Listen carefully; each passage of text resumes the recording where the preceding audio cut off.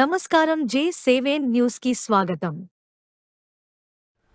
ఆంధ్రప్రదేశ్లో కొత్త ప్రభుత్వం కొలువుతీరింది. చంద్రబాబు 4వ ముఖ్యమంత్రిగా ప్రమాణ స్వీకారం చేశారు. 24 మంది మంత్రులు ప్రమాణం చేశారు.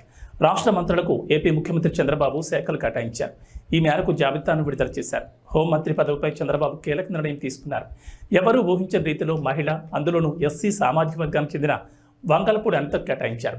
ఆంధ్రప్రదేశ్లో ప్రమాణ స్వీకారం చేసిన కొత్త మంత్రులకు శాఖలు కేటాయించారు. 24 మందికి శాఖలు కేటాయిస్తూ ప్రభుత్వం ఉత్తర్వులు జారీ చేసింది. సీనియర్లకు కీలక శాఖల బాధ్యతలను అప్పగించారు. యువతకు కూడా ముఖ్యమైన శాఖలను కేటాయించారు చంద్రబాబు.